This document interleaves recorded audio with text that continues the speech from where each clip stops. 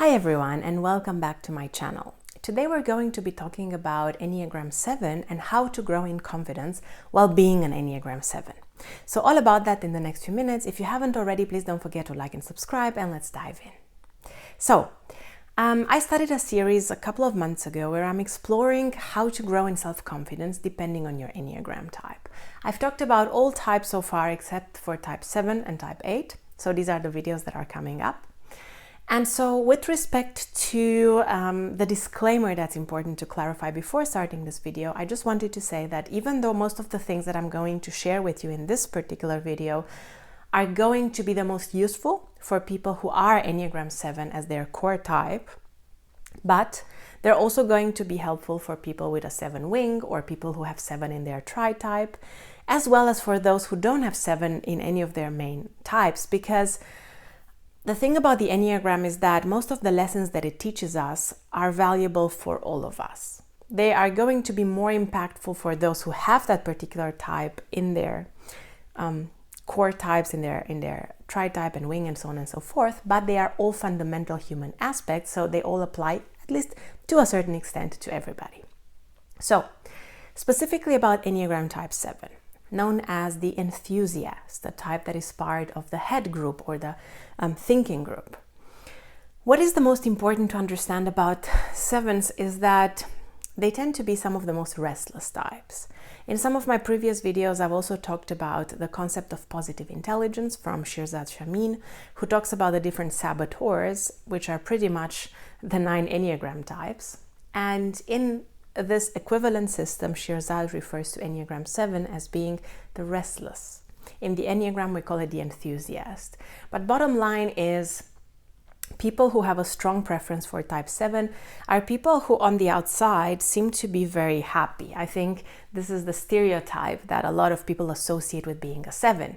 They don't seem to have particular issues with confidence. They don't seem to be particularly anxious. However, they are part of the thinking group, of the anxiety group. So in reality, the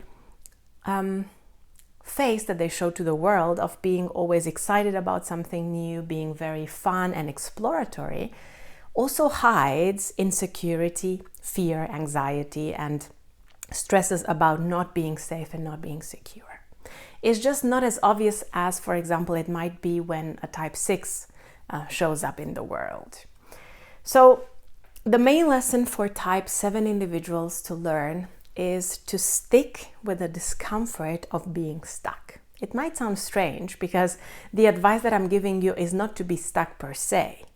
But the problem is type 7 has such a strong fear of missing out a lot of the times that this constant exploration of all possible scenarios, all possible opportunities, all possible relationships, especially when it's taken to an extreme, can cause a huge amount of anxiety because it hides this deep fear of missing out. I've heard so many type 7s say, well, how do I know what the best option is?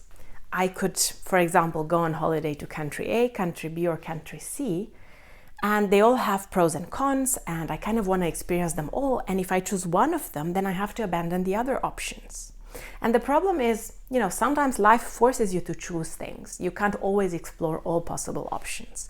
Whether it's about a romantic relationship or whether it's about holidays or hobbies or friendships, even things like the food that you eat or the drinks that you drink or the day-to-day activities that you do or the job that you have, exploration is good and it's healthy and it's important for our mental health as long as it is also balanced by structure and follow through and commitment to certain things.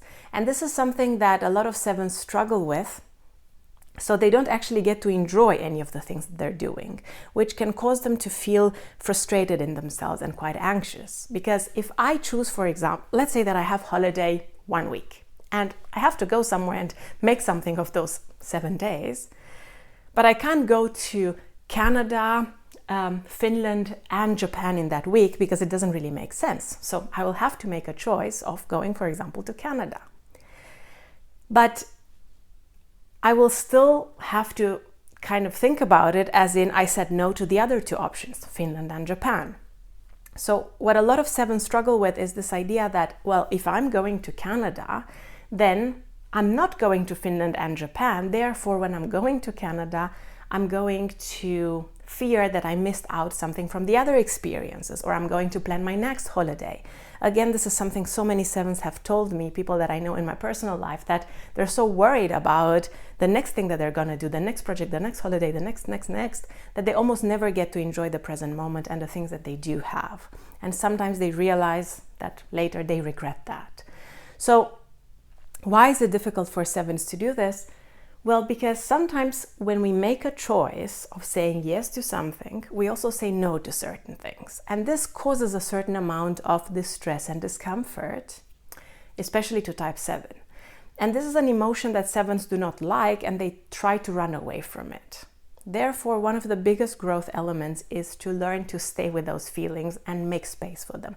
Make space for the pain, the discomfort, the uncertainty that comes from not exploring all the options, from saying no to certain things, from taking things a little bit slowlier. Type 7 is also known as a frustration type, meaning that often they will set a goal and say that they know what they want to do or to experience, and once they get there, they're frustrated again, and they say, okay, now that I've reached this milestone or this goal, I'm not happy with where I am, what's next? And again, this amount of frustration also has a negative impact on their self-confidence and self-esteem, because it might make them feel like their choices are wrong, that they're not making the right choices in life. And while that could be true in a small amount of cases or to a small extent, in a lot of cases it's not about making the wrong choice, it's simply about making a choice, like I said earlier. And developing the ability to be grateful for the things that you do have, for the things that you do experience, for the people that you do have in your life. That yes, things are not perfect. However, there is space to appreciate and enjoy. So developing the ability to be grateful for what you have in terms of relationships, career, hobbies, material things too, is also a great growth point for Enneagram 7. Something a lot of mental health professionals suggest, and something I've also done in certain periods of my life, is to have a gratitude journal.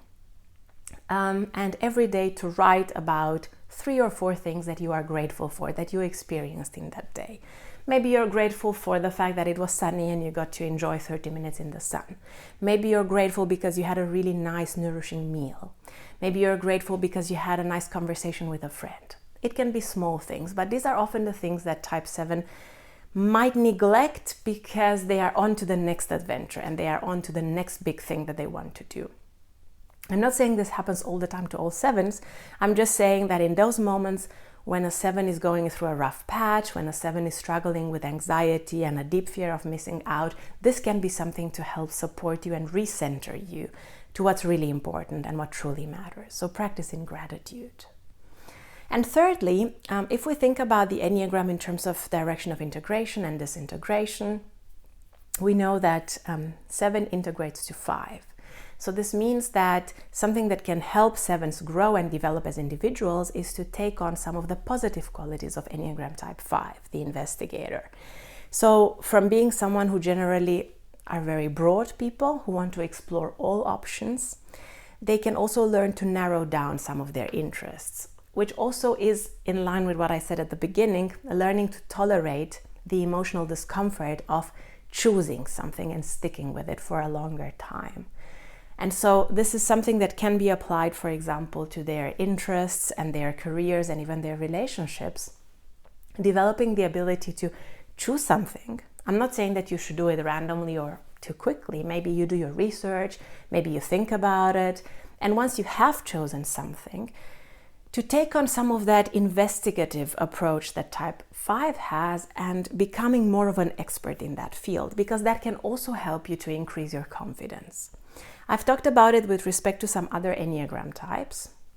There is a concept called the confidence-competence loop, which means that sometimes increasing your confidence requires you to increase your competence. Because when you get better at certain things, you feel better about yourself. This increases your confidence a little bit. Because you feel better about yourself, you then have even more of a boost to improve your competence and your skills, which then again has a positive effect on your confidence. So it's like a positive spiral.